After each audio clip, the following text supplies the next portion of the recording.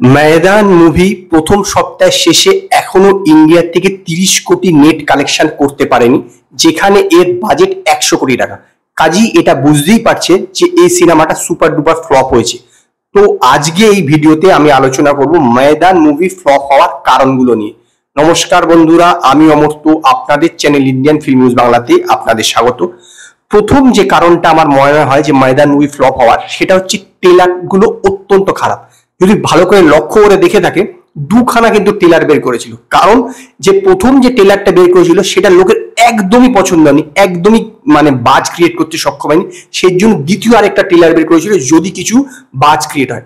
তার কারণ এর বুকিংও ভালো ছিল না এবং প্রথম দিনকে এর একদমই কালেকশন খারাপ ছিল। অ্যাজ এ ঈদের মুভি হিসাবে তার কোন রকমের কালেকশন ছিল, একটা সাধারণ রিলিজ করলে এর চেয়ে অনেক বেশি কিন্তু কালেকশন হয়ে থাকে। তার কারণ হচ্ছে ট্রেলারটা ভালো ছিল না এবং তার বাজও ক্রিয়েট হয়নি। 2 নম্বর কারণ হচ্ছে ঈদ রিলিজ।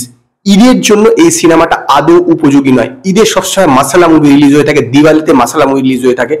যদি মনে থাকে আপনাদের 2005 সালে সালমান খানের কিউকি বলে একটা সিনেমা বেরিয়েছিল, যাতে করিনা কাপুর ছিল। সিনেমাটা কিন্তু যথেষ্ট ভালো ছিল এবং তার সঙ্গে গরম মশলা আর শাদি নাম্বার 1 সিনেমাটা বেরিয়েছিল, যাতে রাহুল বোস এবং মল্লিকা শেরওয়াত ছিল। সেইখানে কিন্তু কিউকি সিনেমাটা একদমই চলেনি। সেটা একটা সিরিয়াস নোটের সিনেমা ছিল, যেখানে দিওয়ালিতে লোক কিন্তু এইরকম সিরিয়াস নোটের সিনেমা দেখতে পছন্দই করে না।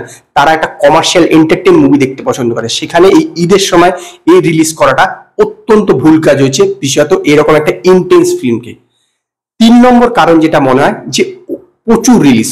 অজয় দেবগনের 1 মাস আগে শয়তান মুভি রিলিজ হয়েছে, এবার সেটা বক্স অফিসে ভালো পারফর্ম করেছে, অনেকদিন যাবত চলেছে।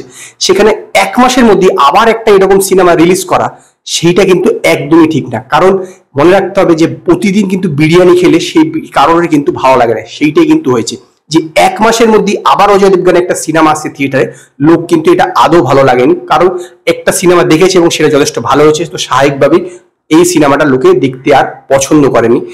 4 নম্বর কারণ যেটা আমার মনে হয় যে এই সিনেমার না শেষ 30 মিনিট বাদে কিন্তু সেরকম কোনো একটা ভালো কিছু নেই।